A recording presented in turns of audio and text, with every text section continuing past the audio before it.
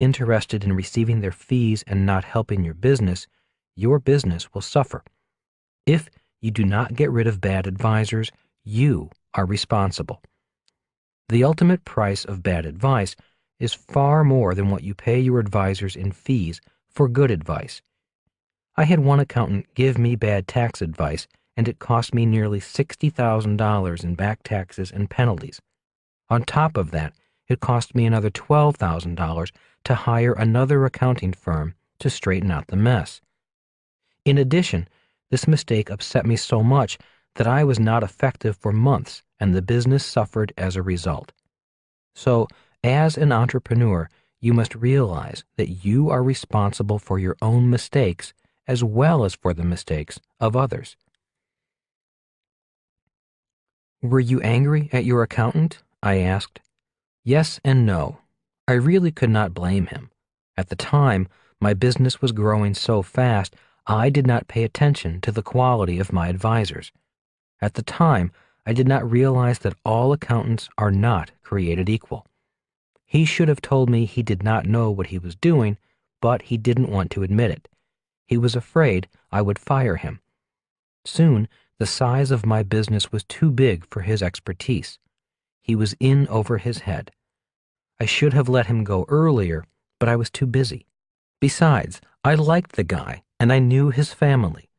I kept hoping he would grow with the company. Unfortunately, he didn't. Finally, I did let him go, but only after the losses from his bad advice were very high. So I don't blame him.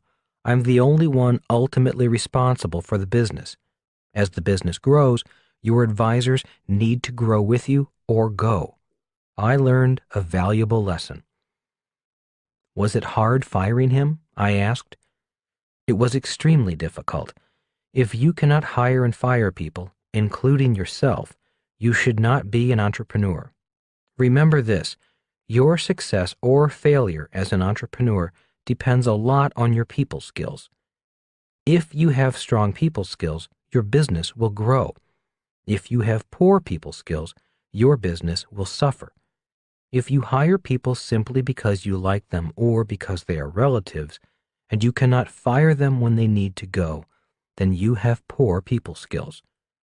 Remember that people are different, and as an entrepreneur, you need to be flexible enough to work with different types of people. People with different skills, ambitions, dreams, behavior, and experiences.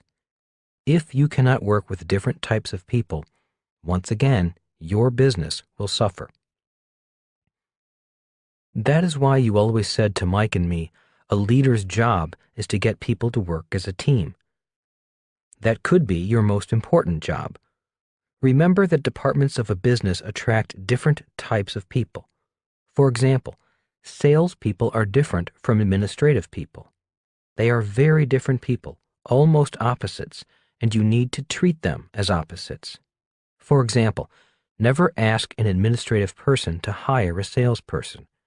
Instead of hiring a hard-charging salesperson who loves busting down doors, the administrative person will prefer to hire a nice, calm salesperson whose only sales experience was working as a checkout clerk at the supermarket.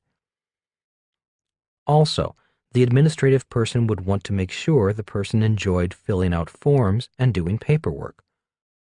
Why would they do that? I asked. Because birds of a feather flock together. Administrative people think that paperwork is the most important part of the sale. They have no experience in knowing how hard it is to get that sale. You'll see once you get into the real world. In general, salespeople don't like administrative people. Why? Because in general, salespeople hate paperwork, and administrative people are terrified of selling. So don't try to make a top-flight salesperson into a file clerk, or ask a file clerk to become a flamboyant salesperson. So is that where most of the friction lies, I asked, between sales and administration? Oh no, said Rich Dad emphatically. A business is one big ball of friction. It is a working model of human conflict. It is a melting pot of egos that is always boiling. When you look at the BI triangle, you will understand why. A business is a blending of different people, different temperaments, different talents, different education, different ages, sexes, and races. Every day when you come to work, most of your problems will be people problems. A salesman made promises the company cannot keep. The customer is irate. Your attorney will not agree with your accountants. Assembly line workers will not agree with the engineers who designed the assembly line. Management is at war with labor. Technical people are fighting with creative people. Analytical people do not get along with people. College-educated people feel they're smarter than people who did not go to college. Add to this inter-office politics, or worse, sexual affairs within the company, and you will never need to watch TV again. In most cases, a business does not need a competitor. A normal business has so many competitors inside the business, it's amazing that anyone gets any work done at all. So that is why an entrepreneur needs to know when to fire someone. If one person upsets the balance, the whole business can boil over because the internal friction gets too great. Exactly, smiled Rich Dad. I'm sure you see it in your classrooms at school every day. You can already see the different characters in your classmates.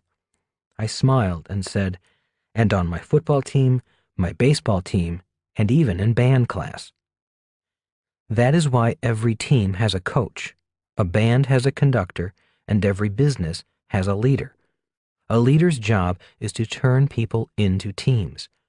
One of the reasons so many people are self-employed or own businesses that stay small is that the leader is either not competent with dealing with people or simply does not want to learn to deal with so many different people.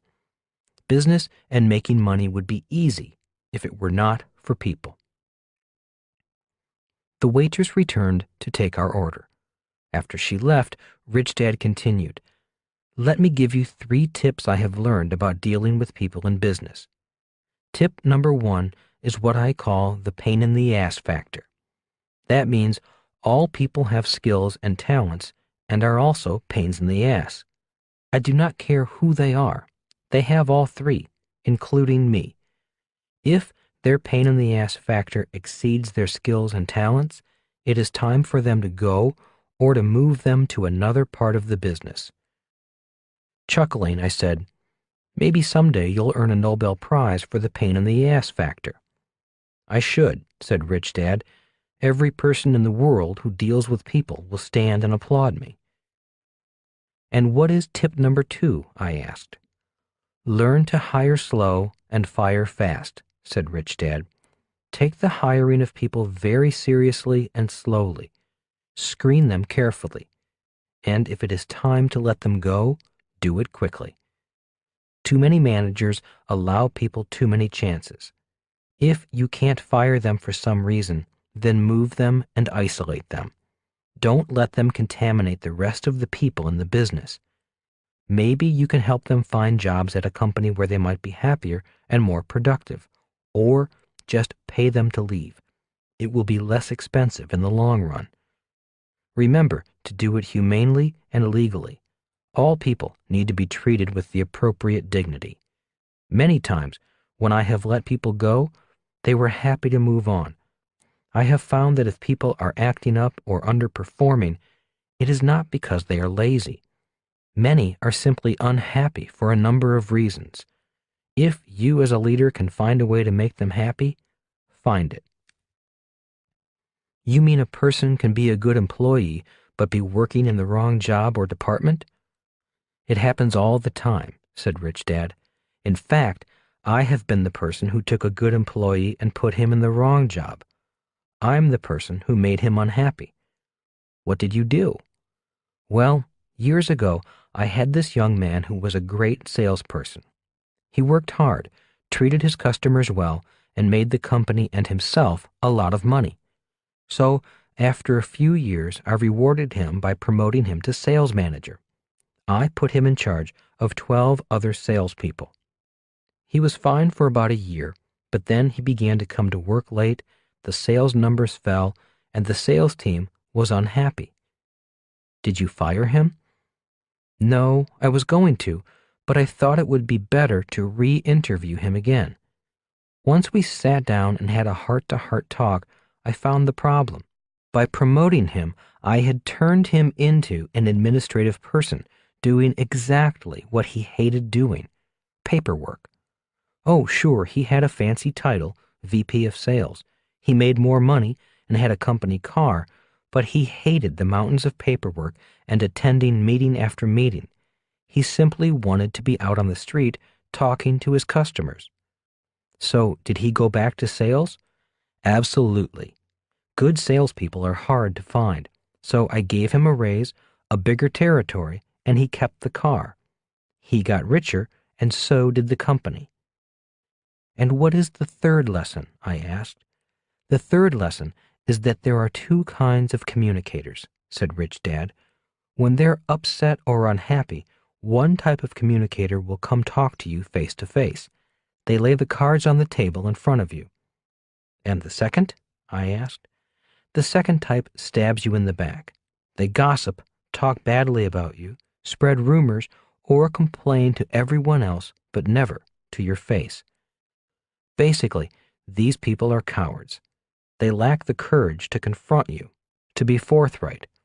Often, they will blame you for their lack of courage, saying you are too mean, or will not listen, or they are afraid of being fired.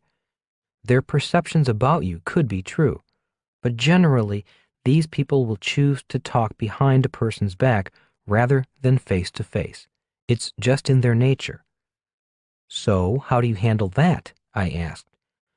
Well, one way is at every meeting I remind my staff of the two types of communicators